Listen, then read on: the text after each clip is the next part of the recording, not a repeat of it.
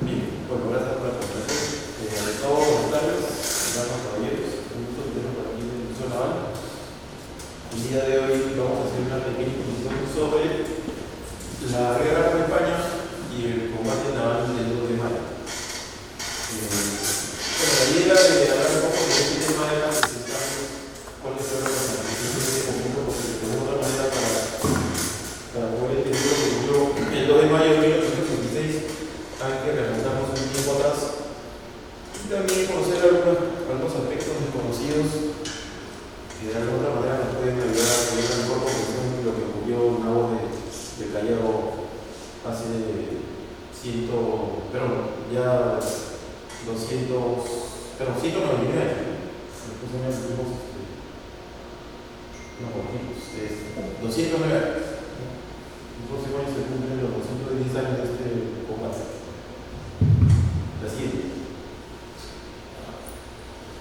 Bueno, imagino que todos ustedes deben de recordar algo del colegio que ocurrió después de las guerras napoleónicas, ¿no? A través del Congreso de Viena, las potencias vencedoras después de las guerras napoleónicas, las potencias vencedoras de Francia y de sus aliados, incluidos España, ¿no? A través del Congreso de Viena, impusieron un tratado con unas severas restricciones, sobre todo para Francia. Entonces, el bando perdedor, repito, el trío que estaba en España, sufrió todas las consecuencias de haber enfrentado a las potencias occidentales encabezadas por la Gran Bretaña. Como consecuencia de este conflicto, va a surgir precisamente el Reino Unido, de la Gran Bretaña, como la potencia hegemónica del mundo a partir del año 1815. Y este periodo de tiempo, que va desde 1815 hasta 1914, se le ha denominado normalmente como la época de la paz británica, o también como la época victoriana, porque durante buena parte de este periodo, desde el año 1837 hasta 1901, va a reinar la reina Victoria en la Gran Bretaña. Entonces, este periodo de tiempo es un periodo caracterizado por la industrialización y un gran crecimiento demográfico a nivel mundial. Y por otro lado, ¿no? Hablamos de la paz británica porque, siendo Gran Bretaña la potencia hegemónica, de alguna otra manera es la que condujo, digamos, todas las relaciones internacionales de la época, y la Gran Bretaña obviamente tuvo un dominio en todos los mares. Era la que dominaba el comercio y de alguna manera también no tenía una presencia en la mayor parte del país e intervenía, ¿no? De manera arbitraria muchas veces en la política interior, en la política interna de cada uno de los países del mundo. Así es. Si bien es cierto, como les comenté, que Francia había resultado dentro del bando alrededor de las guerras napoleónicas, ¿no? A partir de finales de la década de 1840, en algún momento Francia se había convertido en república, pero nuevamente accedió al poder los herederos de la Casa de los Borbones, ¿no? Pero ya como república, en el año 1848 resultó elegido como presidente de la República Francesa uno de los herederos de Napoleón Bonaparte, ¿no? Su sobrino, ¿no? Carlos Luis de Napoleón, que fue elegido presidente por el bloque total entre los años 1848 y 1852, y luego, ¿no? Se coronó como emperador de España, como Napoleón III. Entonces, el periodo que va a reinar y gobernar Francia, ¿no? Estamos hablando del periodo de 52 al 70, ¿no? Francia va a lograr recuperar su estatus de potencia mundial, ¿no? Digamos, no va a ser la potencia principal, pero va a secundar a la Gran Bretaña en importancia, no va a reconstituir su poder militar, ¿no? Y por otro lado, se va a aliar con los británicos para intervenir en contra de Rusia en la guerra de Crimea, que es muy importante. Van a enfrentar a los rusos. Y también va a expandir el imperio colonial francés, ¿no? Preferentemente hacia el norte de África, ¿no? Otros territorios del África, también la Indochina, que actualmente es Vietnam, Laos, Camboya, ¿no? Entonces, ellos van a expandir en estas regiones, van a mantener su colonia en Sudamérica, una de las francesa y Tahití son los únicos, digamos, territorios coloniales todavía existentes en el mundo, dependiendo de Francia. Pero hoy le da otro tipo de tratarlos también no como colonias, sino como territorios en ultramar, ¿no? Pero como parte, digamos, de las actitudes de la política internacional de las potencias de la época, Francia también va a llevar a cabo un intervencionismo en ciertos territorios, como lo que va a ocurrir, por ejemplo, en México, ¿no? Va a intervenir en México, pero ahí los franceses van a salir derrotados. Vamos a ver un poquito más esto en las siguientes diapositivas. Así es, ¿no? Entonces, efectivamente, ¿no?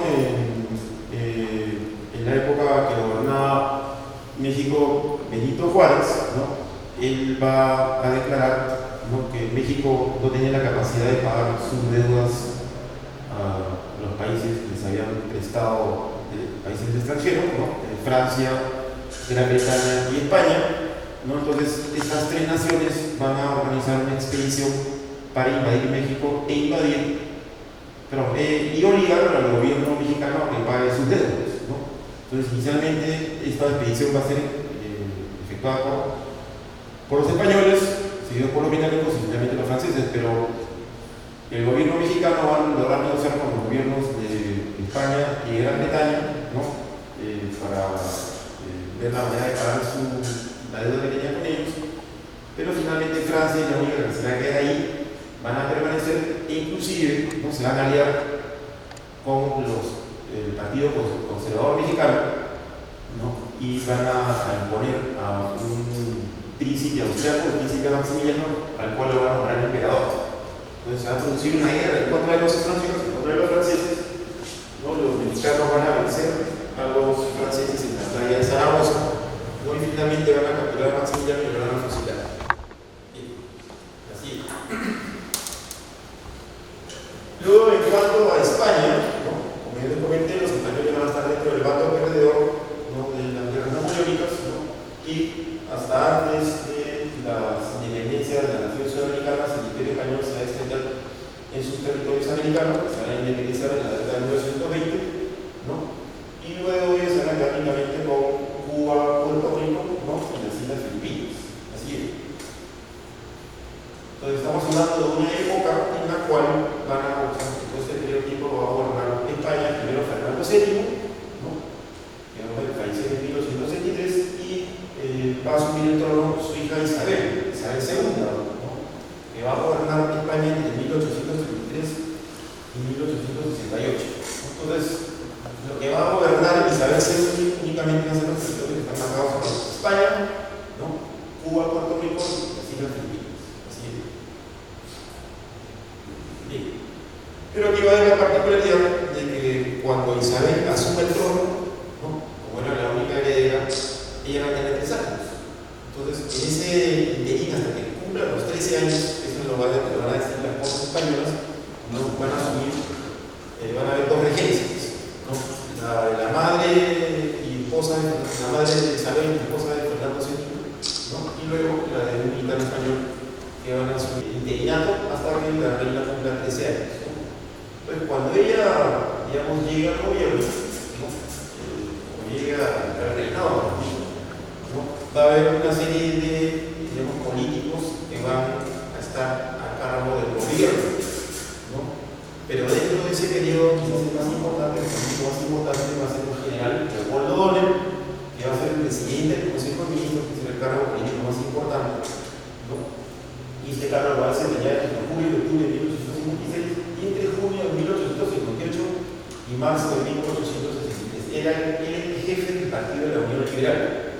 Era un partido que había concertado, digamos, había sido el resultado de la unión de varios partidos del centro derecho en España, ¿no? ¿Por qué nos interesa mencionarlo? Porque precisamente en el periodo que él va a gobernar, que se va a gestar todo este tema de la expedición científica.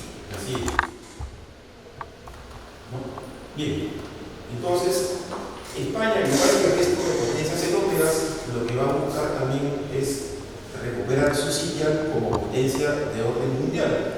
Pero en el caso de los españoles, ¿no?, ellos se van a proponer desarrollar lo que en su momento denominaron la política de prestigio. ¿En qué consistía esta política de prestigio? ¿No? En tener presencia a nivel mundial, secundar a las otras potencias, digamos, en algunas expediciones para intervenir en asuntos internos de otros países o también para, digamos, tener colonias, ¿no? Y por supuesto, para ello era necesario que España contase con un poder naval. En el siglo XIX, el símbolo del poderío de una nación, el poderío militar, se traducía en tener una marina de guerra poderosa. Entonces Francia, al igual que Gran Bretaña y también España, ¿no?, van a potenciar sus marinas de guerra. En el caso de los españoles, ¿no?, como en este periodo de tiempo también van a desarrollar sus grandes industrias, va a sufrir un proceso de industrialización. Este proceso de industrialización también se va a ver reflejado en sus astilleros, y van a construir sus propios buques, ¿no? Entonces, en función a esto, los españoles, al igual que lo que venía ocurriendo con los franceses, también se van a aventurar a intervenir, por ejemplo, en el norte de África, Marruecos, y también apoyando a los franceses en Chile. Pero en el año 1861, el gobierno de lo que es hoy en día la República Dominicana va a pedirle al gobierno español anexarse al Imperio Español. Entonces los españoles van a intervenir en la República Dominicana, pero también van a participar, ¿no?, en la aventura francesa en México. Entonces, de alguna u otra manera, digamos, este intervencionismo de los españoles en asuntos americanos, como a la República Dominicana y a México, van a alertar al resto de naciones recientemente independizadas que anteriormente habían pertenecido al Imperio Español, o sea, prácticamente toda América, ¿no? Entonces, esta carga positiva van a armar a todas las naciones americanas, así es, ¿no? Pero, digamos, toda esta política que venían desarrollando los españoles también vino acompañada de todo un movimiento político y cultural, que es lo que en su momento se denominó el panhispanismo. Entonces, el panhispanismo lo que proponía era que España, para poder recuperar su sitio como potencia mundial, debía estrechar los lazos con las naciones sudamericanas, con las naciones iberoamericanas que se habían independizado, aprovechando que existía una serie de lazos mediante los cuales podían estrechar nuevamente esta relación. Está el tema del idioma, la cultura, la religión.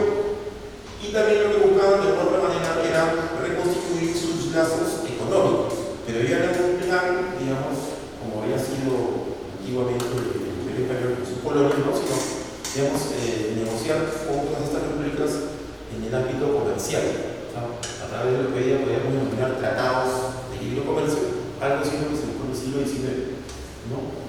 Pero, digamos, lo que veían los españoles, que había, digamos, ciertos escollos y ciertos impedimentos que habían sido generados por los Estados Unidos.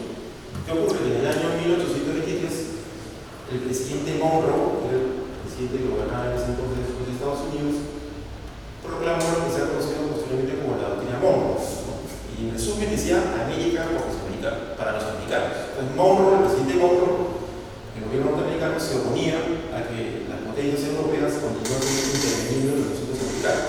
O sea, había que esperar que todos se independicen y que Europa nunca más retorne a suelo americano, ¿no? Entonces, esto era, como ya dije, visto por los españoles como un impedimento que podría generar ciertas dificultades, porque en adición, los Estados Unidos, que habían iniciado su expansión hacia el oeste, también deseaban adquirir, ya habían efectuado gestiones ante el gobierno español para poder comprar Cuba y Puerto Rico, ¿no? Entonces los españoles estaban muy preocupados de la actitud norteamericana que podía constituirse en un impedimento para que, digamos, reconstituyan estas relaciones con los países americanos. Pero la década de 1860 se va a presentar de manera provisoria para el gobierno español, porque a partir del año 1860 hasta 1864, en Estados Unidos se va a producir la guerra civil o guerra de secesión. Entonces, para los españoles, ese era el momento adecuado para llevar a cabo todos sus proyectos. Así. Bueno, eso lo que les he comentado, ¿no? Esta es una caricatura que sigue siendo una caricatura francesa, ¿no? Pero así era visto, digamos, el gobierno norteamericano con respecto a los asuntos de América, ¿no? Y especialmente las pretensiones que tenían sobre Cuba y Puerto Rico, que era algo que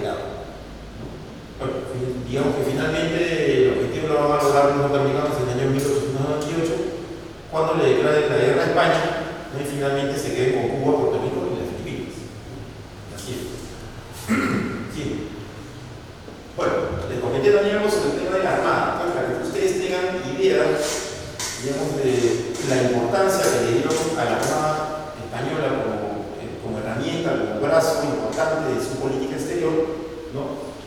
Entre 1845 y 1868, ¿no? Construyeron toda esta cantidad de buques, ¿no?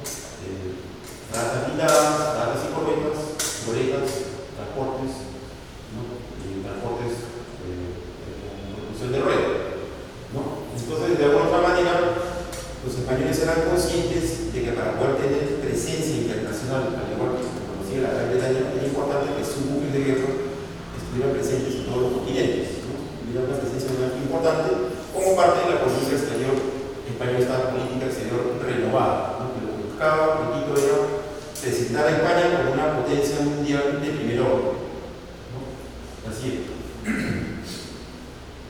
Bueno, algunas imágenes, esta es la escuadra española en revista naval en el puerto de Cartagena, sur de España, ¿no? Estos son algunos de los buques blindados que fueron construidos. El más importante de todos en su momento fue la fragata blindada Numancia, no era un buque de 5.000 toneladas, estaba armado con más de 34 cañones y 68 libras. Y las fragatas, digamos, de madera, que también van a ser muy importantes como elementos secundarios de la escuadra española. Así es. Bien, entonces, seguramente ustedes deben haber escuchado hablar de científicos que visitaron el siglo XIX como Alexander von Humboldt, ¿no? Entonces, en esta época, ¿no? Se le daba mucha importancia a los estudios científicos que se podían llevar a cabo más allá del propio continente europeo. Entonces, Humboldt viene acá a América para estudiar la flora, la fauna, un poco para conocer, digamos, acerca de los recursos de estos territorios, porque de alguna otra manera, ¿no? Hay interés en Europa, ¿no? Como fruto de este crecimiento demográfico, ¿no? Había un aumento de la población, de saber qué cosa existía en otros territorios, en otras partes del mundo, ¿no? Y de una manera de poder adquirir, de comprar estos recursos, o bueno, en el caso del continente africano, invadir, ¿no? Entonces, esta idea de enviar expediciones científicas para realizar estudios, ¿no? Era, digamos, una política, digamos, que desarrollaban las potencias más importantes del mundo. Entonces, de alguna otra manera, en España tuvieron la idea, ¿no? De conformar una comisión científica, ¿no? Que se dirija a América para estudiar, digamos, todos los elementos importantes, todos los recursos, ¿no? Y esta comisión científica, conformada por 6 naturalistas y 10 civiles, ¿no? Se dedicaron a llevar a cabo estudios, ¿no? De la flora, la fauna, la geología, en todos los países de Iberoamérica, o sea, en países que anteriormente habían sido territorios españoles, ¿no? Y precisamente vieron que la mejor manera de poder enviar a toda esta gente para llevar a cabo sus estudios era embarcarlos a bordo de la flamante escuadra española. Entonces, inicialmente no van a comisionar a 3 buques, sino que fueron la fragata, la Miguel Madrid, ¿no? La fragata Blanca, y después van a nombrar otras naves, van a destacar para que también contribuyan en llevar a cabo estos estudios de los científicos que van a ser destacados también. Así es, ¿no? Pero era la fragata Triunfo. Dicho sea de paso, acá en nuestra museo naval tenemos el salón de prueba de la fragata Triunfo, ¿no? Ahí lo hicimos en la sala de pública. Yo les voy a contar un poco cómo fue la historia de cómo llegó este salón de prueba, ¿no? Bien, entonces, esta comisión científica va a ser enviada a América, y la idea es que una vez concluidos sus estudios, ¿no? Todas estas naves le dieran la vuelta al mundo. Así. Perdón, entonces, dicho sea de paso, esta escuadra del Pacífico, como va a ser denominada, le van a dar el mando al general Luis Hernández Pinzón, ¿no? Ahora voy a decir que es el general mando de una agrupación naval. Lo que pasa es que en España, en el siglo XIX, a los contraalmirantes los denominaban brigadieres y a los vicealmirantes los denominaban generales, ¿no? Pero digamos, el rango naval era equivalente a un vicealmirante. Entonces, el que va a estar inicialmente al mando de esta escuadra española del Pacífico, que lleva a bordo de la comisión científica, también conocida como expedición científica, va a ser el general Luis Hernández Pinzón, ¿no? Bien, así. Bueno, entonces, la idea era de que esta comisión viajase a bordo de estas fragatas, de estos buques españoles, y visitasen todos los puertos, ¿no?, de cada uno de los países sudamericanos y centroamericanos de Norteamérica, ¿no? Entonces, van a zarpar de Cádiz el 10 de agosto, van a hacer escala en Brasil, en varios puertos, ¿no? Inicialmente la primera escala son las que mencionamos acá, van a estar en Montevideo, Uruguay, en Buenos Aires, Argentina, en Valparaíso, Chile, y de Callao. Después zarparán hacia Panamá y luego hacia San Francisco, ¿no? En el caso de Callao, ¿no?, la visita la van a hacer entre el 12 y el 16 de julio de 1863, ¿no? Y es importante tener en cuenta de que dentro de las instrucciones que le dan al almirante Pinzón, ¿no?, es que cuando llegue al Perú tenga especialmente cuidado, ¿no?, porque en ese momento, de todos los países que hemos mencionado, de todos los países americanos, el Perú era el único país que no había establecido relaciones diplomáticas después de la independencia, ¿no? O sea, los españoles firman la capitulación de Ayacucho en 1824 y se van del Perú. Bueno, acá quedó un pequeño grupo, Real Felipe, que finalmente, digamos, resistió hasta 1826 y se fueron definitivamente hacia España, ¿no? Lo cierto es que desde 1826 hasta la llegada 1863 de los españoles, únicamente habían habido ciertos acercamientos para establecer relaciones diplomáticas. Los más resaltantes, ¿no?,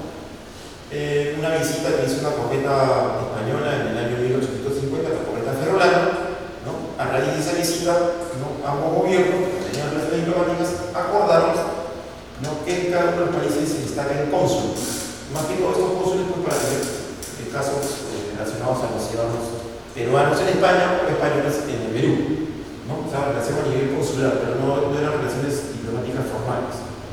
Posteriormente hubo otras negociaciones, ¿no? Viajó un diplomático, un ministro penitenciario Corpacho a España para lograr establecer relaciones diplomáticas, pero eso no prosperó, ¿no? Ahora bien, les estaba contando que le habían dado instrucciones especiales a la milla Pinzón para que tengan mucho cuidado cuando estuviese visitando el Perú. Lo cierto es que cuando la escuadra española se retira el 26 de julio de 1863 del Callao, la visita había sido realizada con todo eso, no había existido ningún incidente, ¿no? Otro aspecto importante, ¿no?, es que en la ocasión, cuando viene el ambiente Pinzón, la idea era presentarle su saludo, como ocurre con cualquier buque extranjero que muchas veces no visita, ¿no? En la época era recibido por los presidentes, pero en ese momento el presidente peruano, el general Pesce, no se encontraba en el Perú, estaba de viaje en el extranjero, y lo recibió el vicepresidente de Francia, ¿no? Pero como les digo, esa visita se llevó a cabo sin ningún problema, y los españoles, ¿no?, tomaron la precaución de retirarse un día antes de que se inicien las celebraciones por las fiestas patrias. Se dan cuenta de los buques zarpan el 26 de julio, ¿no? Entonces la idea era, bueno, como no tenían relaciones con el gobierno peruano, ¿no?, lo correcto era que se subieran permanecido, cada uno tenía que saludar el pabellón peruano y presentar un saludo por la independencia, pero bueno, como no habían reconocido la independencia del Perú, mejor era evitar ese tipo de gestiones no muy cómodas para los españoles. Así es. ¿Ya? Pero bueno, ¿qué cosas nos ocurrían en el Perú? Bueno, ya comentamos lo que pasaba con Gran Bretaña, con Francia, España, ¿qué ocurría en el Perú? Desde el Perú, ¿no?, hacía años atrás que los gobernantes peruanos, especialmente el general Castilla, ustedes recuerdan que gobernó el Perú 2 veces, ¿no? En esta época Castilla, ¿no?, Castilla ya había culminado su segundo gobierno en 1861, y en la siguiente elección él se presentó para ser presidente de la Cámara de Senadores. En esa época había Senado, o sea, senadores y diputados, ¿no? Entonces, Castilla era el presidente de la Cámara de Senadores, ¿no? Pero en sus gestiones como presidente, él había liderado, digamos, toda una corriente a nivel americano para rechazar la presencia de potencias extranjeras, como lo ocurrió en Santo Domingo, en México, ¿no? Y él fue uno de los que pretendía años atrás, en 1856, ¿no? Que se firmase una alianza continental entre todas las repúblicas hispanoamericanas para defenderse después de todas estas intervenciones que ya venían llevando a cabo Francia, España, Gran Bretaña. Pero bueno, lamentablemente este tratado no llegó a obtener no fue secundado por ninguna otra nación, ¿no? Y obviamente cuando se producen estos acontecimientos en Santo Domingo, digamos, a través del Senado, lo hacen los políticos primeros que han protestado. Entonces, los extranjeros sabían pues, que Castilla era una figura muy importante en el Perú, ¿no? Y que él también a nivel hispanoamericano, ¿no? él representaba esa corriente en contra del intervencionismo europeo en los asuntos americanos, ¿no? Entonces, como les digo, Castilla ya no era presidente, pero tenía una presencia importante en el ámbito político, más aún si era el presidente del Senado. Así es. ¿No? Hasta el momento, todo se había llevado sin ningún problema, hasta que, digamos, el 4 de agosto de 1863 se produce un incidente en la hacienda Talama. La pasada historia por el incidente de Talama. ¿Qué cosa le ocurrió? ¿No? En el año 1860, ¿no? unos hacendados norteños, liderados por el señor Manuel Salcedo, ¿no? van a buscar contratar, ¿no? trabajadores en el extranjero. Estamos en una época en la cual ya se había decretado la abolición de la esclavitud, ¿no? y los hacendados desesperadamente estaban buscando mano de obra extranjera, ¿no? Entonces, ustedes deben conocer pues, de que una de las fuentes de mano de obra que reemplazó la mano de obra esclava fueron los inmigrantes chinos, los judíos, ¿no? Pero también lo que se buscó es buscar en países europeos migrantes para que vengan a trabajar en las haciendas peruanas, ¿no? Entonces, este señor Manuel Salcedo tenía una hacienda extensa en Talama que se dedicaba al cultivo del algodón, ¿no? Entonces, se contrataron 130 familias españolas procedentes de los Países Bajos, eran bajos, ¿no? Pero a estos trabajadores, cuando los contrataron, le dijeron que daban una serie de facilidades y cuando ellos llegan acá, se la niegan. O sea, de alguna otra manera los habían engañado. Entonces, muchos de ellos empezaron a desertar, ¿no? Y lo que va a ocurrir aquí, ¿no? es que Salcedo va a contratar a matones para poder, digamos, capturar a esta gente y obligarlos a que retornen a su hacienda. Entonces, esto va a generar una serie de incidentes, tanto así, ¿no? de que varios de los trabajadores que todavía permanecían trabajando en la hacienda de Salcedo, encabezados por el señor Ormazábal, ¿no? va a acudir a la hacienda de Salcedo y va a empezar a discutir con este hacendado, y es ahí en donde uno de estos trabajadores que había sido contratado para proteger al hacendado lo va a matar, y va a ir a los 4 colonos españoles, ¿no? Entonces, este asunto va a ser llevado al Poder Judicial, ¿no? Los bajos que todavía continúan trabajando en la hacienda van a demandar a Salcedo por maltratos, ¿no? y en primera instancia el juzgado va a fallar a favor de Salcedo, ¿no? Estos señores van a apelar, va a ser visto por la Corte Superior va a fallar a favor de los españoles y finalmente va a ser llevado a la Corte Superior, y la Corte Superior va a fallar a favor de Salcedo nuevamente. Bueno, lo cierto es de que estas costumbres judiciales que tenemos en nuestro país van a existir desde mucho tiempo atrás, ¿no? Pero el problema en sí es de que todos estos asuntos en los cuales los españoles se sentían maltratados ya por las autoridades judiciales peruanas, no solo por los hacendados, van a llegar a oído de las autoridades españolas. Entonces, esto va a trascender España. Y lamentablemente, ¿no? estamos en un momento en el cual los españoles tienen nuevamente presencia acá en Hispanoamérica, a través de este cuadro español del Pacífico y la expedición científica. Entonces, todas estas noticias van a llegar a oído de las autoridades españolas de manera desfavorable para el Perú. Entonces, la opinión pública española va a exigir de que el gobierno español intervenga, ¿no? para, digamos, que se respeten los intereses españoles en Perú, sus ciudadanos, ¿no? Entonces, ¿qué cosa es lo que va a ocurrir acá? ¿No? Que el Ministerio de Asuntos Extranjeros español, ¿no?, va a nombrar a un funcionario así.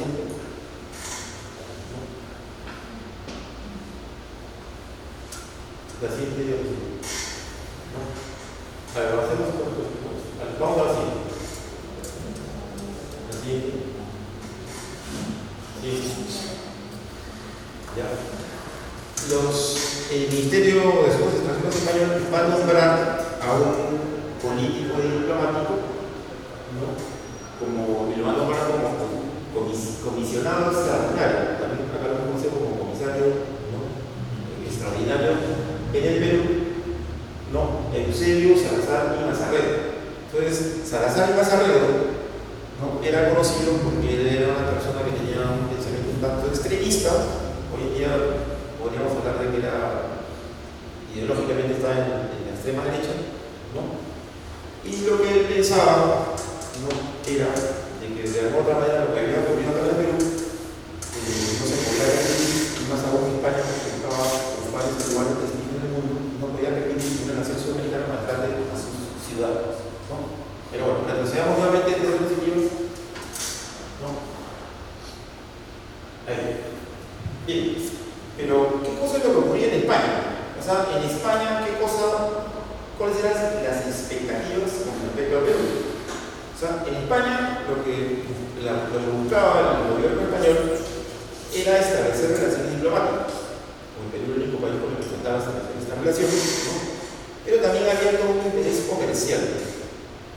Este interés comercial, ¿no?, ha sido dejado en artículos escritos por políticos y economistas en varias revistas españolas de la época, y lo que ellos pensaban era de que sería muy interesante para España establecer relaciones diplomáticas y sobre todo relaciones comerciales con el Perú, porque los españoles pensaban, ¿no?, que gracias al idioma, a la costumbre, etc., podría haber mucho mayores facilidades para que España se convierta, ¿no?, en el intermediario de la venta del guano peruano, ¿no?, en Europa, ¿no? Y antes les había comentado un poco acerca de cómo estamos en un periodo en el cual se produce un gran crecimiento demográfico en todos los países europeos que va de la mano con esta revolución industrial.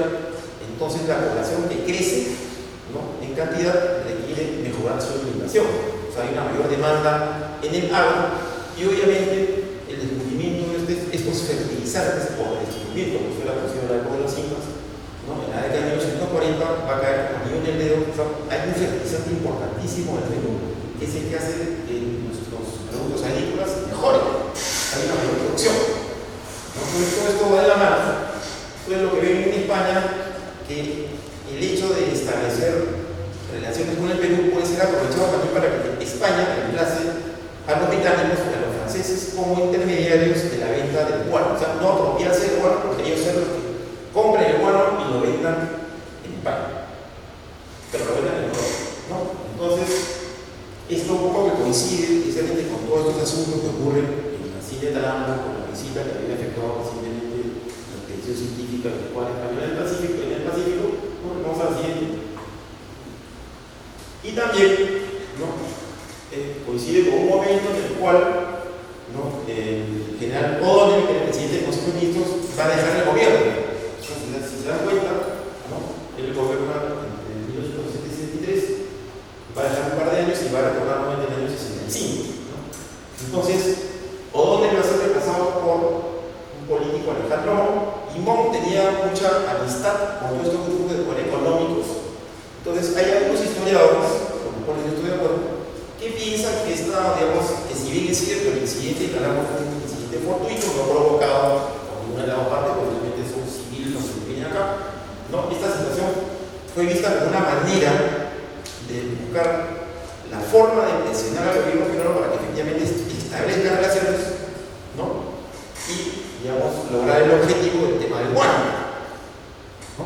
Bien, avancemos, ¿no? Entonces, uno de los ministros, el ministro de Estado español, ¿no?, dice: había maniobrado en un momento de aprovechar la crisis para forzar al Perú y establecer relaciones diplomáticas, es lo que se contaba, y un tratado que le abrió la puerta a un entendimiento comercial para el negocio del guano. Vamos a la siguiente. Y es aquí donde aparece este señor. O sea, aparentemente el gobierno español buscó a alguien, ¿no?, que pudiese buscar negociar a la fuerza. Digo la fuerza porque finalmente España venía acá al Perú en su rol de potencia de orden mundial. No sé, este incidente no lo buscaron ellos, tampoco lo buscó el gobierno peruano, pero no sé si se va a caer como anillo en el dedo precisamente para lograr este objetivo. Pero ahí tenía un problema, que cuando este señor Salazar y Mazarredo viene acá al Perú, obviamente como cualquier entidad plenipotenciario, el gobierno español le va a hacer serie de instrucciones. ¿Qué dicen las instrucciones? La primera instrucción: intentar negociar con el gobierno peruano, ¿no?, en términos pacíficos, ¿no?, y tratar de mantener la paz a toda costa. O sea, negocie usted, pero no se olvide que tenemos que tiene que ser de manera pacífica. O sea, puede forzar, pero de manera pacífica. Y lo segundo, en caso que fallen estas negociaciones, ¿no?, hacer uso de la fuerza, ¿no?, y capturar las Islas Chincha. ¿Por qué las Islas Chincha? Porque en ese momento, ¿no?, el negocio del cubano era el negocio estatal más importante para el gobierno peruano, que producía más ingresos. Bueno, lo que hoy día podría ser, no sé, el oro, la pesca, la coca, ese tipo de cosas. Bueno, este es un negocio ilegal, ¿no? Ahora como puede ser la pesca o la minería, ¿no? Entonces, la idea era de que ese señor evite que se produzca una crisis, una escalada de la crisis. Pero ¿qué es lo que va a hacer este señor? Como si se le va a escapar de las manos al gobierno español. ¿Por qué? Porque él le va a ocultar parte de las instrucciones al almirante Pinzón, ¿no? Y de frente le va a decir: hay que capturar las islas. Obviamente en el interín van a haber una serie de negociaciones. Él se va a presentar acá en el Perú como comisario extraordinario o comisario regio. Y el gobierno peruano se va a negar a recibirlo con ese cargo. Entonces, él va a decir que el gobierno peruano no lo quiso recibir y por eso va a convocar al almirante Pinzón, que en ese momento estaba en San Francisco, va a regresar con su buque, se va a Callao y se van a reunir con el Consejo de Guerra, con el comandante de todos los buques, y finalmente, dando las instrucciones que debe recibir el gobierno español, va a decir: hay que capturar las islas. Vamos a decir. Entonces, la captura de las Islas Chincha se produce el 14 de abril de 1864. ¿No? Esta captura se lleva a cabo por la fragata Resolución y Triunfo. Bien, lo que les quería contar de este material de prueba: las islas van a permanecer en poder de los españoles, ¿no?, entre 1864 hasta enero de 1865. Luego de la firma del Tratado de Copenhague, el cual vamos a contar después, ¿no? Entonces, lo que van a hacer los españoles es capturar las islas, incluso capturan una barca peruana que actuaba de guardacostas, una barca vela, ¿no? Entonces, las Islas Chinchas tenían un gobernador, y ese gobernador era un capitán de navío de la Armada, y había una pequeña capitanía de puerto. El tráfico marítimo que se producía alrededor de las Islas Chinchas era enorme. Venían naves de todas partes del mundo a cargar el guano y a llevarse. Entonces era necesario mantener el orden, digamos, de la nave que ingresaba y zarpaba. Bueno, entonces los españoles organizaron un sistema de vigilancia a cargo de los buques de guerra. Inicialmente van a estar estas dos fragatas, luego se va a sumar la goleta Covadonga y después van a llegar los buques españoles, porque van a hablar muchos más buques para disuadir al Perú de que firme el Tratado de Copenhague. Pero en el interín, la fragata Triunfo, que se encontraba de guardia el 19 de noviembre de 1864, ¿no?, tuvo un accidente a bordo. A un contramaestre que estaba con una lista a bordo de la buque, no había electricidad, una iluminación con lámparas a queroseno, ¿no? Este señor se le cayó la lámpara cerca de un pañol de pinturas, el buque se empezó a incendiar, llegó el pañol de munición, el buque voló por los aires y el mascarón de proa de esta fragata, ¿no?, terminó en la playa de Chincha. Y años después, los pescadores que encontraron este mascarón de proa se se lo donan al Museo Nacional, y cuando el comandante Díaz, el uniforme como está al lado izquierdo, conforme al museo naval, ¿no?, recupera ese material de prueba y lo trae a la museo. Ya no sé, lo pueden visitar en el término de la conferencia, más o menos, ¿no? Entonces, parte de los buques españoles que usaban, o parte de ellos que lograron. Así es. Bien, entonces, un breve paréntesis. Vamos a hablar un poquito de cómo eran los buques de guerra y la guerra naval en aire. Entonces, hasta el año 1850 hablamos de que fue el periodo del avión propulsado a vela. ¿Por qué? Porque recién en el año 1850, ¿no?, las armadas deciden incorporar la máquina a vapor para que sea el elemento propulsor de su guerra principal.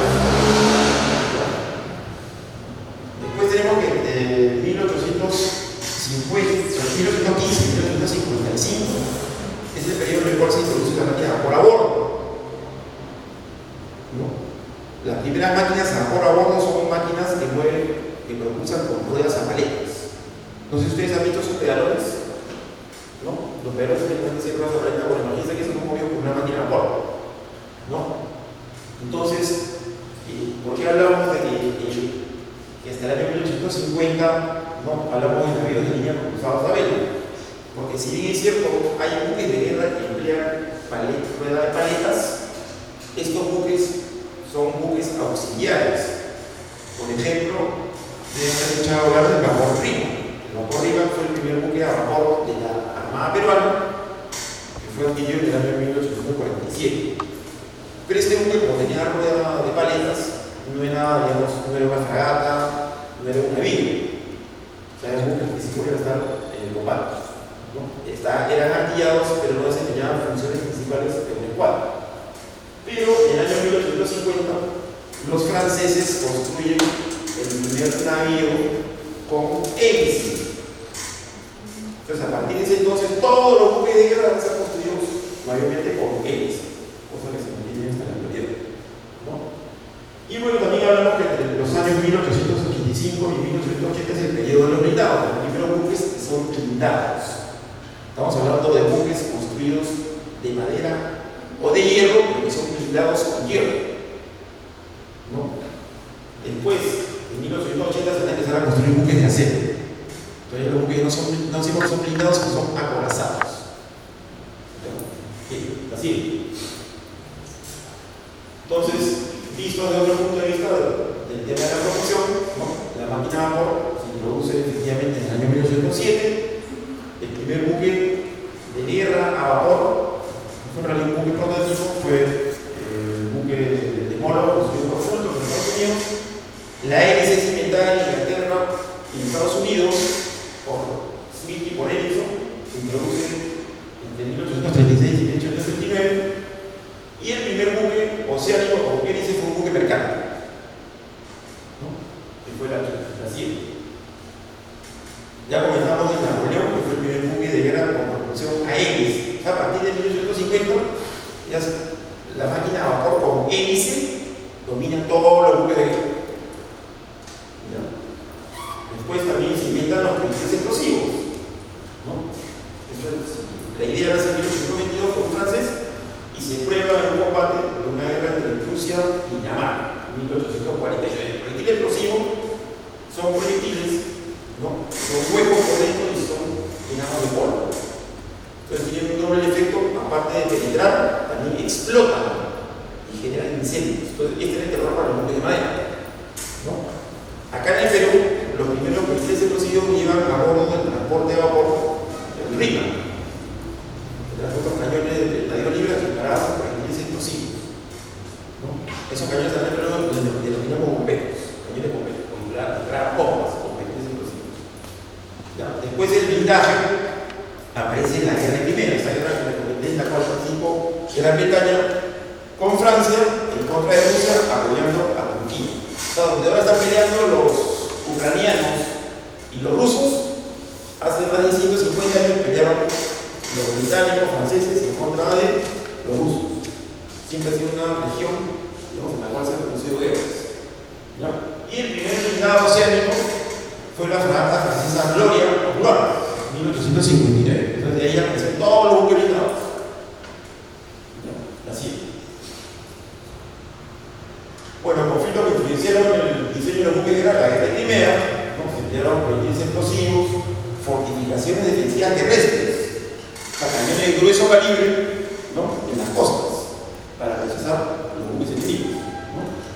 El empleo de baterías flotantes blindadas, o sea, se introduce el blindaje en los buques para atacar las posiciones costeras terrestres, ¿no? Y se inicia la carrera entre el blindaje y el proyectil explosivo, ¿no? Así es. Después tuvimos la guerra de secesión norteamericana, el primer enfrentamiento entre buques blindados, el primer empleo de buques con torres giratorias, a través de los monitores, ¿no? Motores giratorios, como vemos acá, ¿no? El empleo de torpederas y torpederos y empleo de fragatas y corbetas a vapor, ¿no? Por ejemplo, la corvette Unión, tiene la gemela que era la corvette América, se va a comprar en 1864 con este conflicto con España. Y esas dos corbetas originalmente estaban siendo construidas para los estados confederados del sur,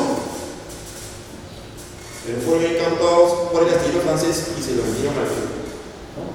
Entonces la idea de que estos buques, porque eran de madera, eran ligeros, tenían gran velocidad, propulsión mixta, máquina de vapor con vela, máquina de vapor para combatir, hacer maniobras en corto y la vela para alcanzar largas. Así.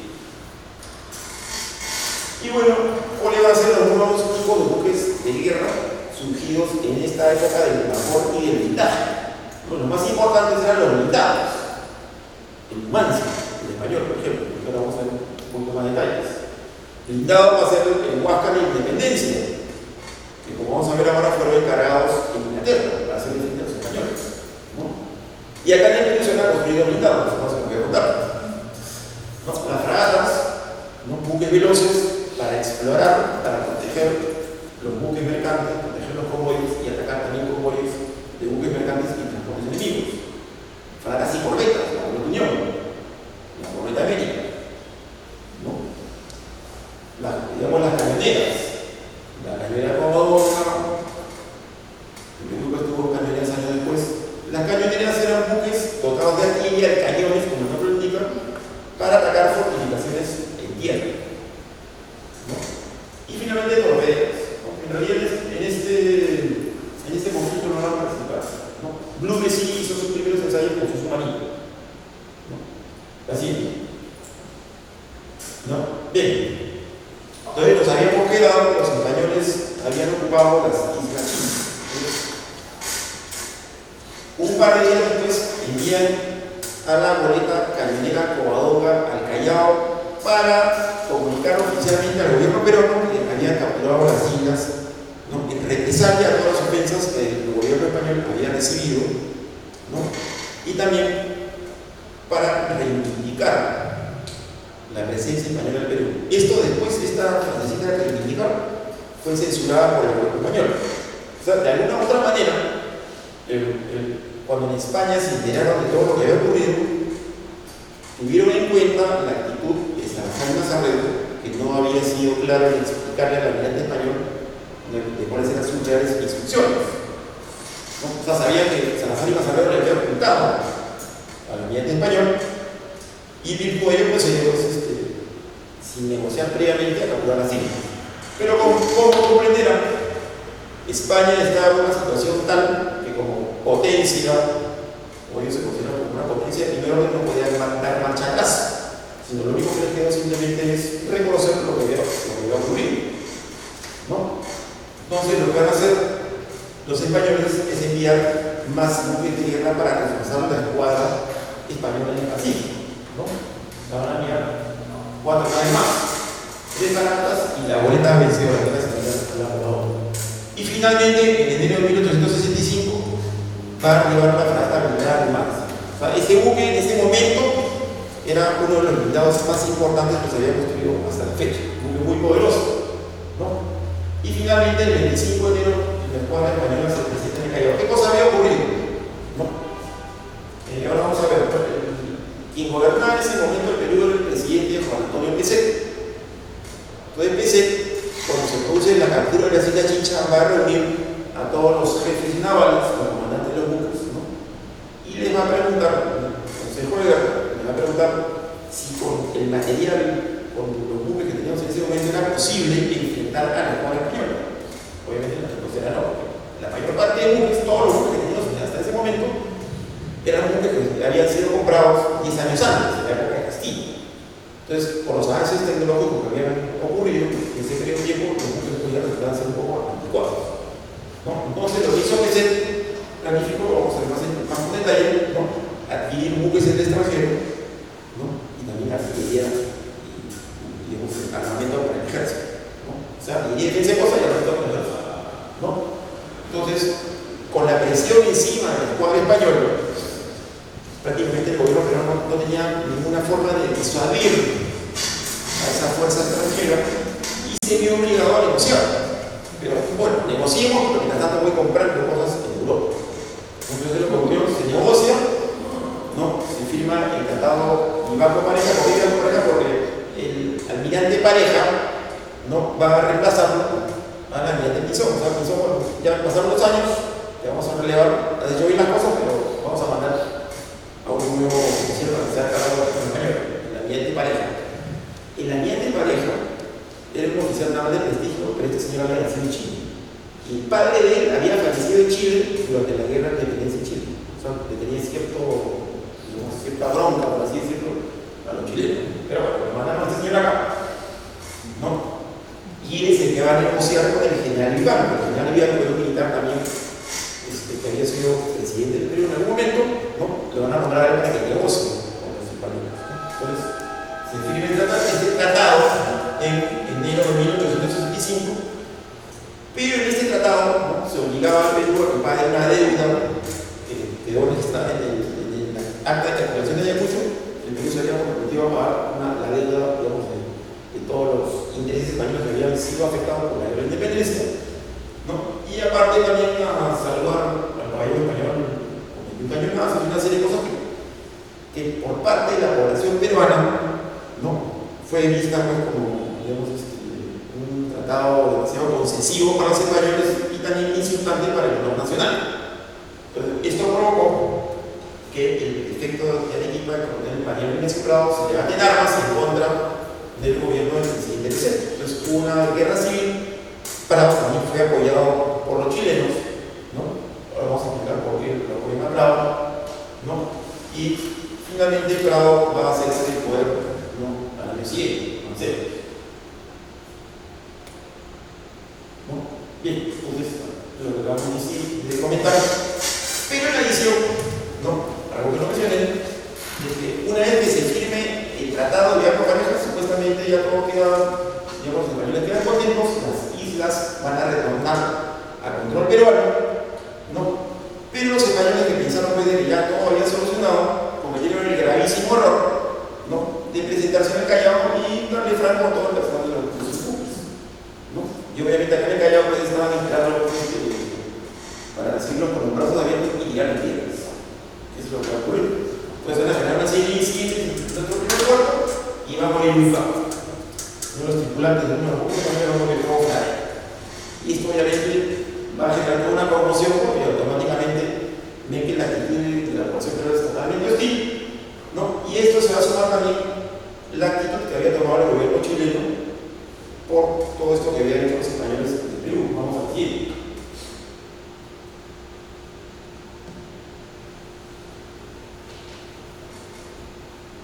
Bien, antes de ver el tema de con Chile,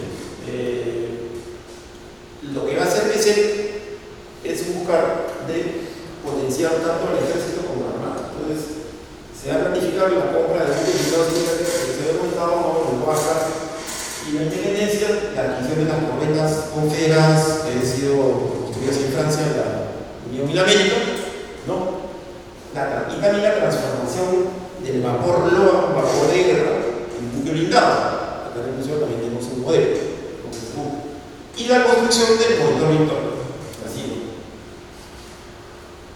Entonces también se va a nombrar a Francisco Bolognesi para que se haga cargo de la adquisición de armamento, ¿no? De fusilería, pertrechos, ¿no?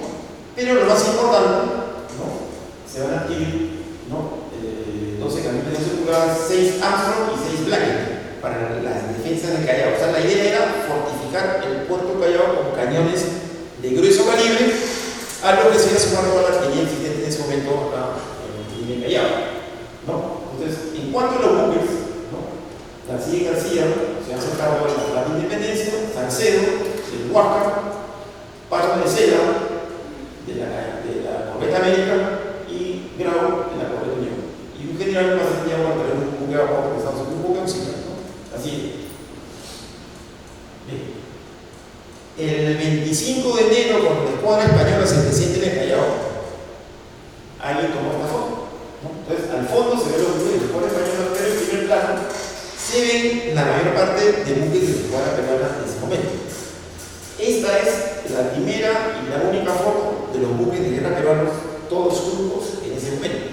No es la foto más antigua, pero siempre está la franja prima, la goleta Turbes, la goleta Loa, el mejor Loa, que va a ser transformado a Victor. ¿No? Acá lo puede ver, no lo podemos poner y el vapor Sacha. Bueno, obviamente faltan otros buques, los fragatas Amazonas, ¿no? Y los buques de transporte, ¿no? Pero porque este va a partir del grueso de los escuadras. Así es. Y acá está el vapor Loa, que fue transformado en blindado. Y acá en Popa, esta es la única foto en la cual salen los buques, el Loa y el envoltor Victoria. El vapor Loa fue transformado en blindado por un ingeniero norteamericano, Gary Backus. ¿Les suena el nombre de Backus? Así que después estableció acá su fábrica de cerveza, ¿no? Y este monitor Victoria fue construido por unos hermanos de los ingenieros Espinosa. Estos buques fue transformado y fue construido con apoyo de la Factoría Naval de Bellavista, ¿no?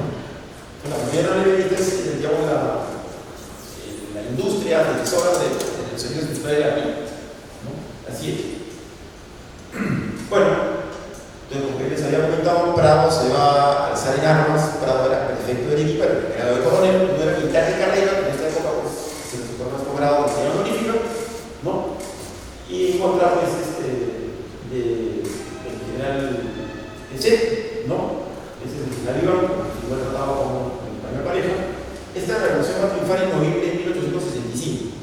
O sea, Echet finalmente renuncia y Prado asume el poder como dictador del Perú, y estuvo a cargo de la revolución para restaurar el honor nacional, como se llama la restauración nacional, ¿ya? Entonces, él se va a establecer como dictador en noviembre de 1865, así es. Bueno, habíamos comentado qué cosa que ocurre en Chile. El gobierno chileno, de alguna u otra manera, se va a solidarizar con el gobierno peruano, ¿no? Recuerden ustedes que estamos hablando de una época en la cual era este espíritu americanista, ¿no? Que mal que ocurre en México, que mal que ocurre en San Domingo. Esto no puede ocurrir en un país vecino, en Perú. O sea, por más que hayamos tenido conflictos, todavía nos veían como un país hermano, ¿no? Entonces, lo que va a hacer el gobierno chileno va a decretar que ningún buque español pueda reabastecerse en los puertos chilenos. O sea, está prohibido.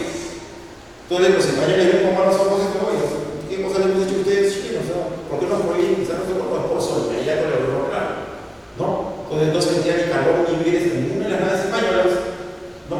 Y finalmente, la escuadra española del Pacífico comienza a tomar actitudes hostiles y detiene buques chilenos en alta mar, confisca la mercadería, la carga, toma carbón, etc. Entonces, eso va a generar una serie de incidentes y que finalmente, no, el gobierno chileno se va a ver obligado a negociar con los españoles.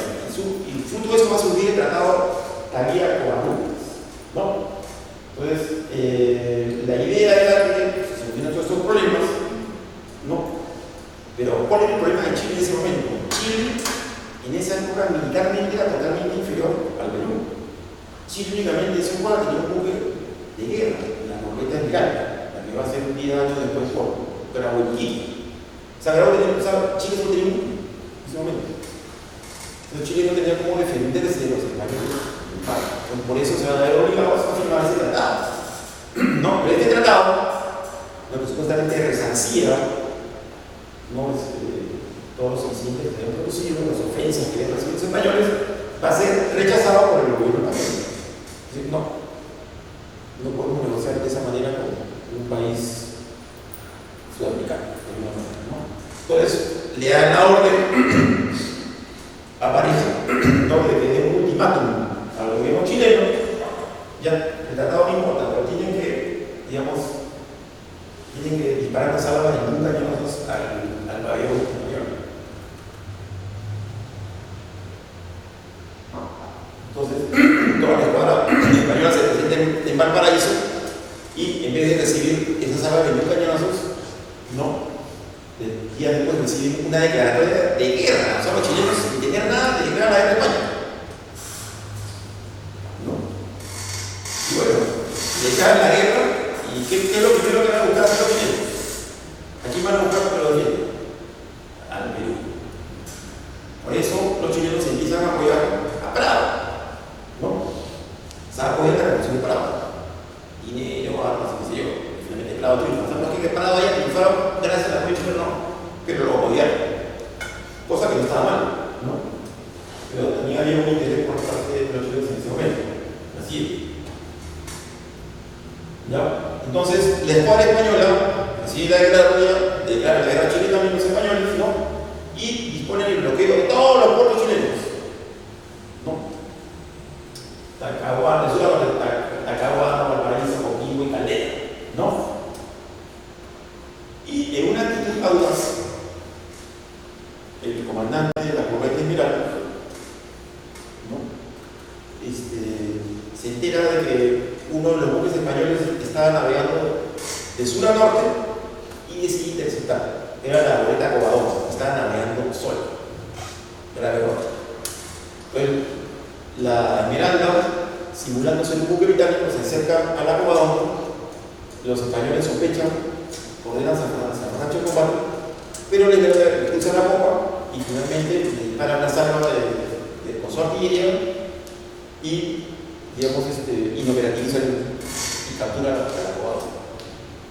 O sea, los chilenos fueron audaces en ese momento, lograron esto se conoce como el combate de Coquimbo, ¿no? Un clic, ¿no?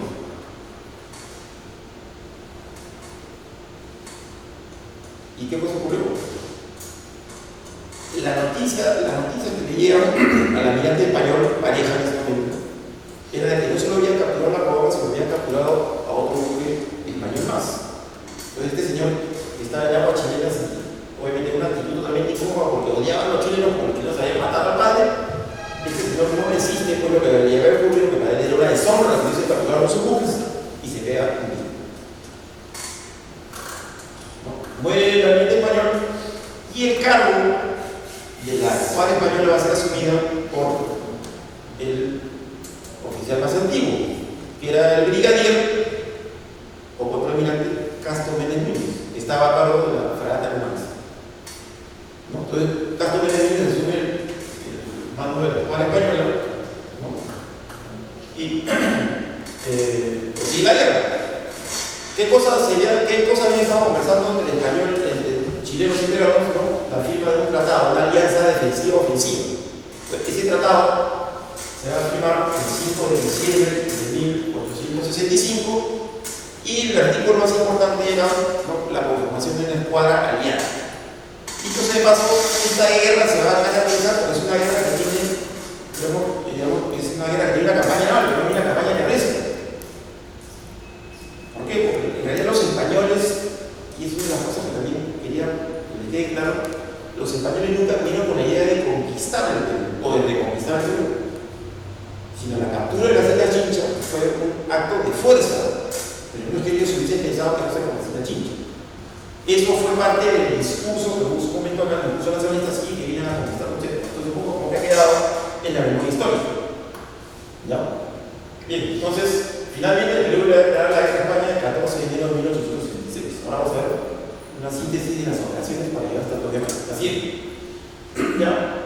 Bien, entonces, declarar la guerra, obviamente ambos países van a establecer una serie de objetivos. En el campo naval militar, ¿no?, la escuadra del Pacífico, la escuadra española, ¿no?, va a decir, efectuar acciones, estos son supuestos hechos a partir de los hechos, ¿no?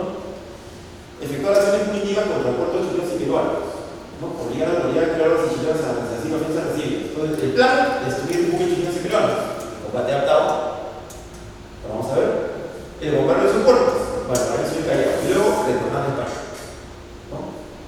Bien, así. En el caso de la escuadra aliada, ¿no? Defender las líneas de funciones marítimas propias, o sea, tratar de mantener el comercio de las actividades marítimas sin ningún problema, ¿no? Irrumpir la retaguardia y cortar las líneas de funciones marítimas españolas, tratar de impedir de que los españoles se reabastezcan, ¿no? Defender los puertos, ¿no? Y a la llegada de los buques visitados Huáscar de Independencia, buscar una batalla con los buques españoles. El Huáscar de Independencia eran buques más pequeños, pero más poderosos que la Numancia. Los cañones principales de la fragata Numancia pesaban 68 libras. Cada uno de los proyectiles de Huáscar pesaba 300 libras. Son par de impactos del Huáscar, desaparecieron la Numancia. Para que tengan idea. Bien, entonces el plan era los países aliados de la escuadra aliada, estacionar la escuadra aliada en un fondeadero en el sur de Chile, que sea inaccesible por parte de los buques españoles, que eran buques más grandes que tenían cabello calado, ¿no? Y presentar batalla en el caso del ataque al puerto del Callao. O sea, hay que preparar todo eso, ¿no? Así es. ¿Ya? Objetivos militares, ¿no? Entonces, algo importantísimo, nosotros como oficiales navales tenemos que saber que el objetivo de la guerra en el mar es uno solo: obtener el control del mar, impedir que el enemigo haga uso del mar, obtener y negar. ¿Está claro? Sí, ¿cuál es el objetivo de la guerra en el mar? Obtener el control del mar. ¿Dónde está el objetivo de la tierra? ¿Pero dónde está el objetivo de la guerra? En tierra. Las guerras no se deciden en el mar, sino se deciden en tierra. ¿No? Entonces, acá también se hace de la misma manera. Pero curiosamente, los españoles no tenían un objetivo interior. No hace parte del objetivo final. ¿No? Entonces, la idea era concentrar las fuerzas navales en el sur, esperando que lleguen el Huáscar a la independencia. Y recién ahí están en capacidad de enfrentarse a la escuadra española. ¿No? La siguiente. Bien, la escuadra aliada va a estar conformada por los siguientes buques peruanos que van a ser enviados hacia el sur. O sea, la idea en el tratado con los chilenos, la idea inicial era concentrar fuerzas en el sur y esperar que lleguen los buques peruanos, Huáscar de Independencia. Entonces, en ese momento se mandan la fragata Amazonas, la Purímac, la Unión y la América. Y los buques chilenos, la Esmeralda, la creación de buque más, la Covadonga, que había sido capturada recientemente. Entonces, las operaciones iniciales, nuestra escuadra viaja a Chile al mando de Villar. Villar es un marino que ha peleado todas las guerras. O sea, Villar ha peleado todas las guerras del siglo XIX.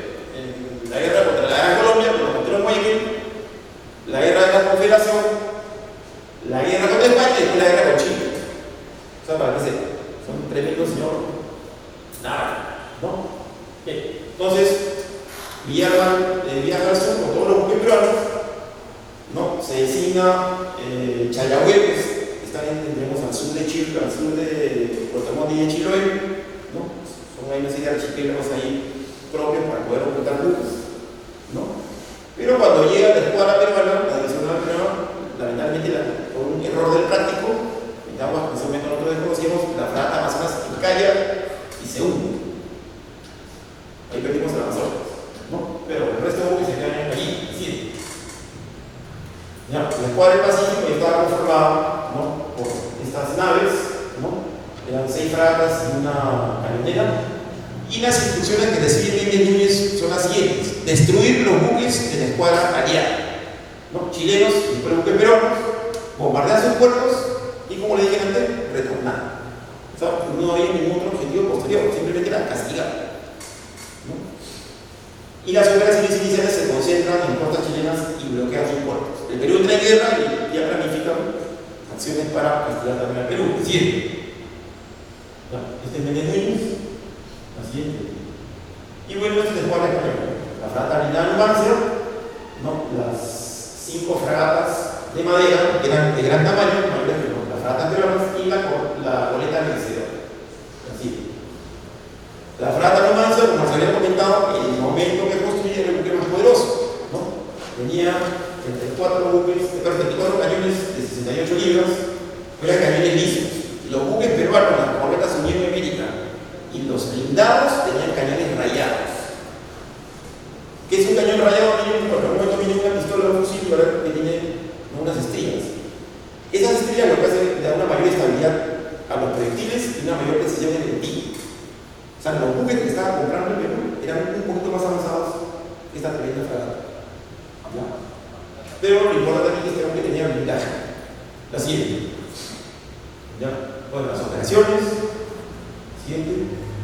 No, el combate adaptado va a ser el primer enfrentamiento entre dos fragatas de una división para española, no, la Villa de Madrid y el Blanco, en contra de las unidades de la escuadra que habían fondeado en Atá. La idea de los españoles era destruir a la escuadra aliada. Y la idea de nosotros era resguardarnos hasta la llegada de los militares. Así es. ¿No? Entonces, ese es Valparaíso, para tener una idea de dónde está ubicado Aptao. Valparaíso, Concepción, porque está Talcahuano, y acá está Aptao, ahora está Puerto Montt, y la isla de Chiloé, está al extremo sur de Chile. Así. Esta es la isla de Aptao, que era una época, cómo se funcionaron los buques de la escuadra aliada, los 4 buques peruanos y la Coadoma chilena, y las 2 fragatas españolas. ¿No? Las 2 fragatas españolas no pudieron ingresar a esta zona porque tenían demasiado calado. Así es. Y esto de otro lado, ¿no? Las ratas españolas se van a desplazar por aquí, acá está Aptao, acá hay una isla, ¿no? Y no van a poder ingresar a donde están las unidades de escuadra aliada formadas.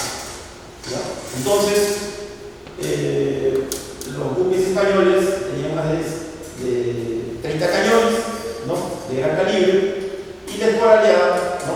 Tenía un menor número de cañones. El combate se inicia a las 11 de la mañana y termina a las 18 horas. Va a tener el cambio de fuegos a distancia y por elevación. O sea, ambas escuadras, o la división naval española y la escuadra aliada, van a disparar al alcance máximo de su artillería. ¿No? O sea, se van a dañar, pero el daño no va a ser, digamos, muy grave, sino va a ser daño leve. ¿No? Lo cierto es de que viendo en lo que se había propuesto cada uno de los jefes de estas divisiones y de escuadra, si el objetivo de los españoles era destruir la escuadra aliada, este no fue alcanzado. Y si el objetivo de la escuadra aliada era mantenerse incólumes en espera de los buques chilenos, esto sí fue logrado. Entonces la pregunta es la victoria de quién fue. ¿Sí? ¿Cómo fue la victoria? Finalmente, el que logra el objetivo. O sea, por eso nosotros nos hemos atribuido la victoria porque logramos el objetivo de mantener los buques incólumes.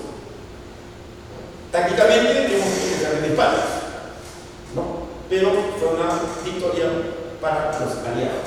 Y en el día que se produce el combate, de acuerdo al tratado que debía firmar con los chinos, el jefe más antiguo era el jefe del país en el cual estaban operando las naves. Entonces debió corresponder el mando de la escuadra aliada a William Cerreguillo, pero ese día ese señor se había por Esmeralda a Valparaíso. ¿Quién fue el oficial del presidente? Igual Villar. ¿Sabes? En realidad, ¿quién era el más antiguo? Pero ese día viene ese comando de la escuadra aliada y ese inició toda la gloria. Así.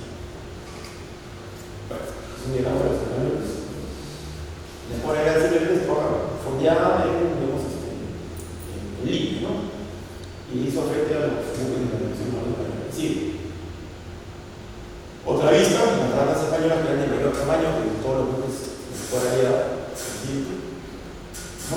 Y este es un modelo que mostramos acá en el museo. La isla de Aptao, los buques peruanos, las fratas Burimar, las corbetas peruanas y la Coadoma de las fratas españolas. Así. Bueno, concluido el combate de Aptao, los españoles van a iniciar otra incursión en búsqueda de los buques peruanos y están a la frata Numancia. ¿No? Pero corrieron el riesgo que la Numancia tuviese que transitar por estos canales que tenían bajos fondos y afortunadamente no pasó nada. Pero finalmente no lograron ubicar a la escuadra aliada que se había trasladado más hacia el sur. Y eso era lo que iban a ser buscados, ¿no? Lo cierto es que también se logró el objetivo de que meter. Y finalmente los españoles, ¿no? Como en este momento estamos hablando de que la mayor parte de la escuadra española, los buques españoles ya tienen 4 años operando en costas peruanas y chilenas. Entonces, buena parte de la tripulación no había sido renovada, estaba al límite de sus víveres, de sus pertrechos. O sea, si bien es cierto, mantenían un tren logístico con España a través de los buques de transporte, esta gente ya estaba cansada.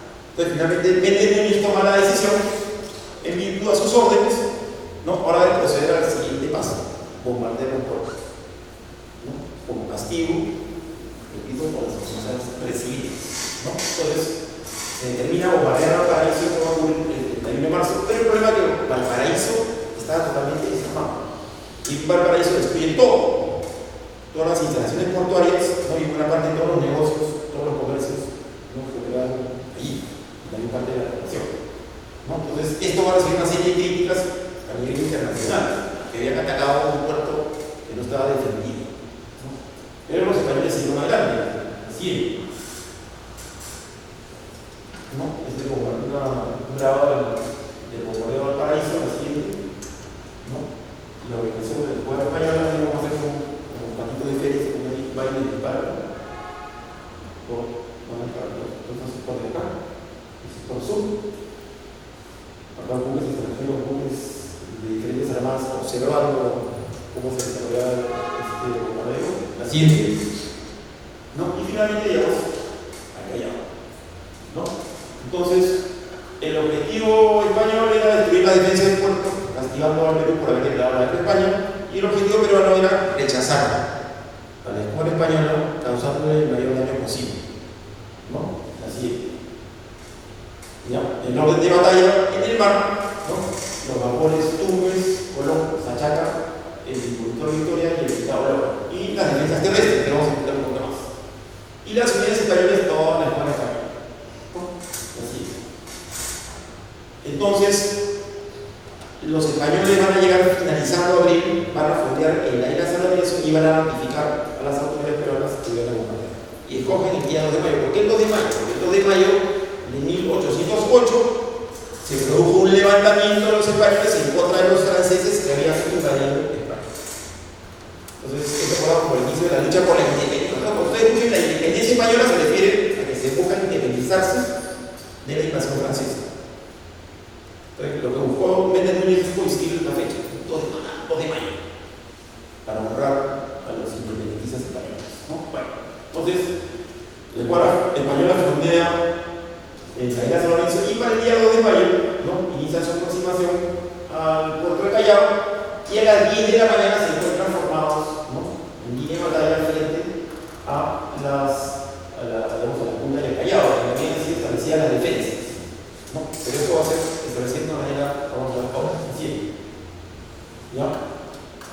Bueno, ¿quién va a estar a cargo de la misión naval? El capitán navío Ricardo Montero, ¿no? Que se había quedado a cargo de los buques que no habían marchado hacia el sur, ¿no? Y el que va a liderar, está bueno, muy bien Prado, que era el dictador y el presidente y el estratega, digamos, de todo lo que se va a hacer, pero va a estar secundado por José Gálvez de Urquiza, que es el secretario de guerra, o sea, el ministro de guerra. ¿No? Entonces, él va a estar presente en una de las materias, ¿no? Y va a poner así.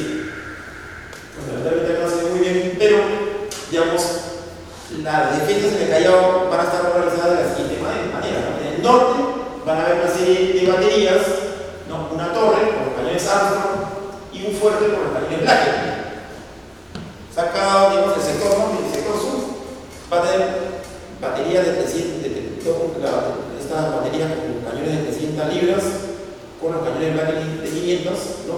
Y también lo del sector sur, ¿no? Aparte, una gran cantidad de cañones de 32 libras, eran cañones un poco más antiguos, ¿no? Todos estos cañones muchas veces eran de bancadas, eran cargados por la boca. Y en el sector central, ¿no? Estaba el cañón del pueblo, que ustedes lo deben conocer, y toda la división naval, todo lo que lamentablemente acá se ve el tema del armamento, ¿no?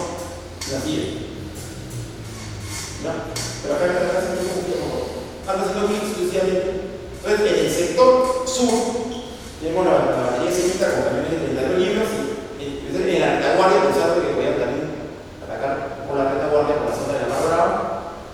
Después tenían la batería octava con 6 camiones de 32 libras, la torre de la BC, donde va a morir José Gálvez, en donde se hace recepción a la de la punta, la visto.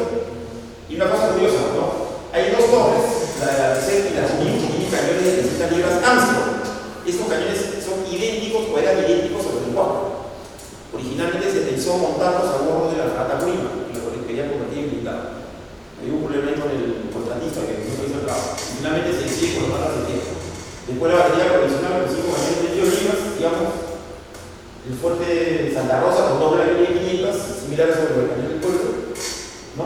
La batería de Chacabuco con cañones de 78 y 32 y la Maipú, ¿no? Esta es todas las baterías de la zona sur.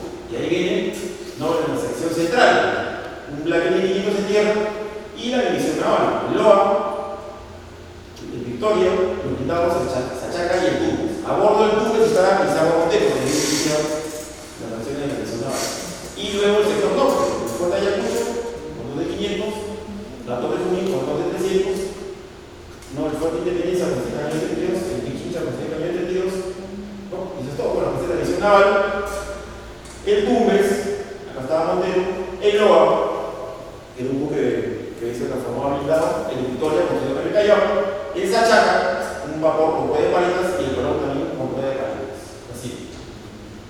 Y los buques de dispara español. En total, eso es algo de 280 cañones. Pero como los buques españoles tenían la artillería más baja, solo podían disparar con uno. O sea, efectivamente pudimos utilizar la mitad de los 280, o sea, de 120. No, 140. ¿Ya? Y también se van a dividir por sectores, ¿no? Entonces, la primera división en contra de la batería del sur, la segunda división, batería del norte, y la tercera división, ¿no?, la naves peruanas. Así es. Y, bueno, algo rápido. El planteamiento defensivo peruano, una estrategia defensiva basada en fortificaciones y una división naval flotante móvil para atacar los buques españoles en el momento oportuno, ¿no? Empleo de minas y torpedos para sembrar minas y torpedos. Los torpedos se dicen por una cosa de minas flotantes. Y los españoles una estrategia ofensiva, bombardeo de posibles terrestres, proyectar, o sea, ¿por qué no es un combate naval? Porque acá intervienen fuerzas navales que proyectan el poder naval hacia tierra, de mar hacia tierra, y tierra se defiende con baterías costeras y también con buques. ¿Ya? Bien. Entonces acá está la organización, ¿no? O sea, a cada sector de las defensas peruanas va a ser asignada una división naval española, ¿no? Así. Este es el Fuerte Santa Rosa. Dicho sea de paso, acá también hubo el concurso de la participación de ingenieros extranjeros. Hay un famoso ingeniero Malinowski, ¿no?, que fue el que apoyó en el diseño de las defensas costeras acá en tierra, por ejemplo, el Fuerte Santa Rosa, ¿no? No sé muy bien si vamos a ver. ¿Ya? Esta era la torre de la Merced, esta era la que llevaba los cañones Amso de 300 libras similares a la de Moaca. Esta es la reconstrucción que se ha hecho en la punta, eran 2 de estas, ¿no? Aquí estuvo José Gálvez, estuvo José Gálvez en primer combate, ¿no? Así es. El cañón del pueblo está al frente. El siguiente. Perdón, entonces la anterior. Un detalle. En todas las torres y fuertes en donde había cañones de grueso calibre, había oficiales y personal naval. ¿Por qué? Porque en esa época el personal naval en general éramos los expertos en el manejo de artillería de grueso calibre. El personal naval era experto en el manejo de cañones de pequeño calibre, 32 libras, ¿no? Pero en donde había y se dan cuenta estos señores no también.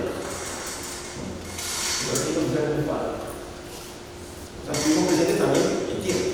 Así es. ¿No?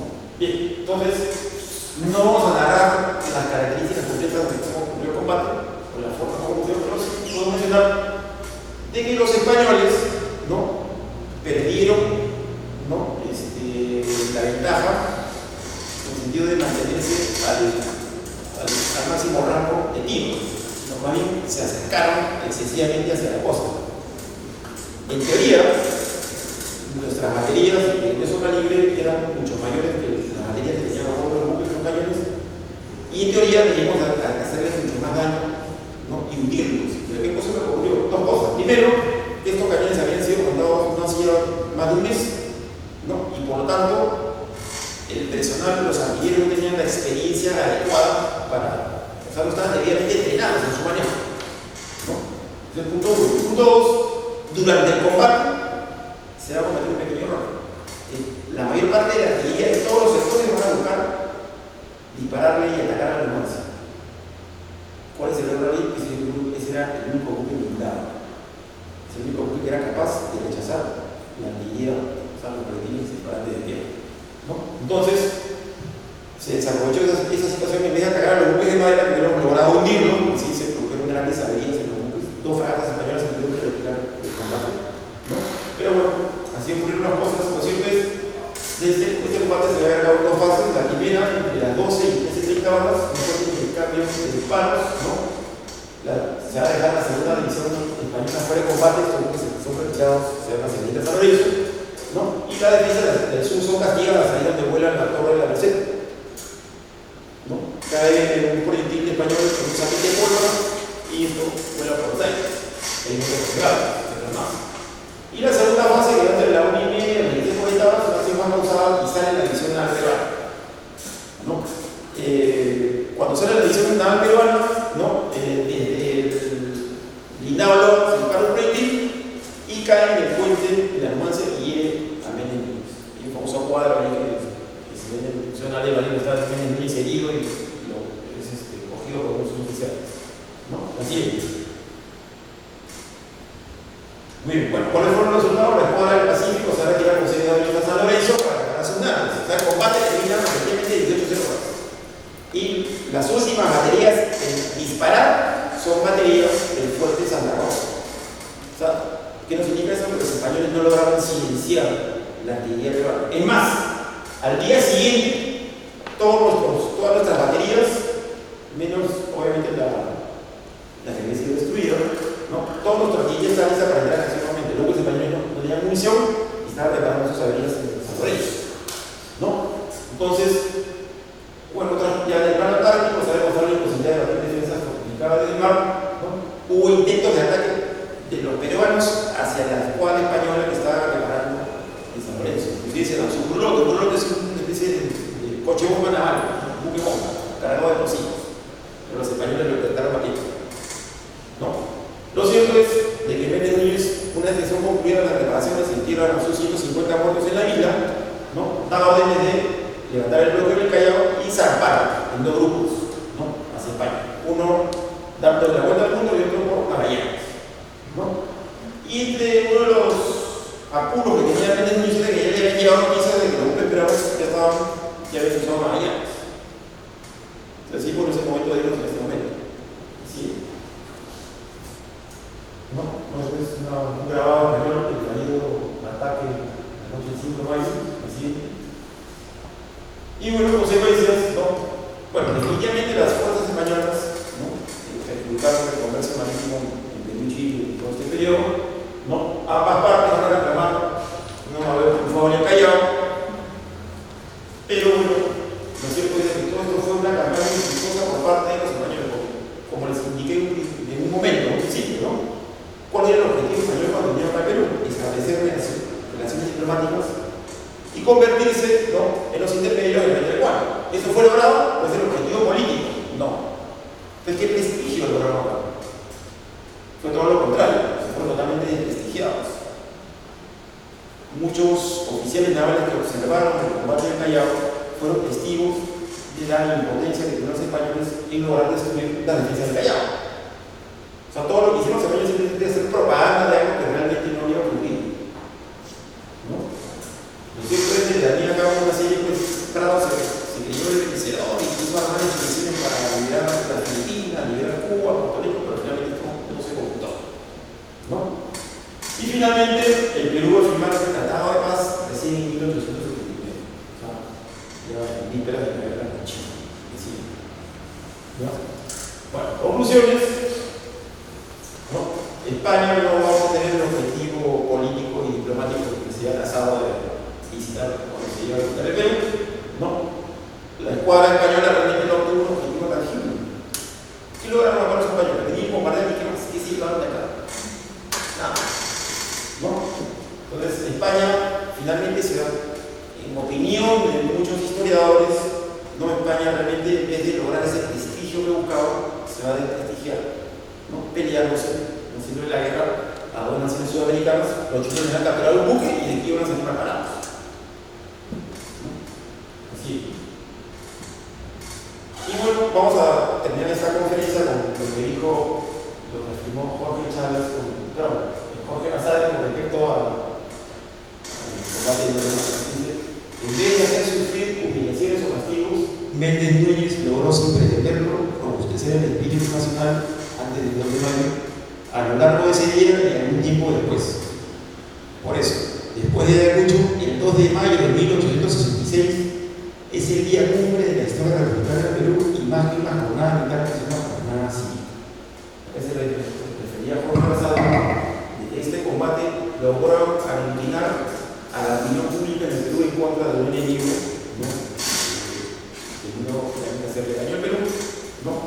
Y, digamos, logró organizar a militares, civiles en torno a preparar las defensas del Piau. Esto se logró. Y de alguna otra manera esto se ha constituido un orgullo para todos nosotros, porque lo que ha demostrado es que unidos podemos lograr muchas cosas. Y en este caso rechazamos a los españoles. Esto es lo que quería decir.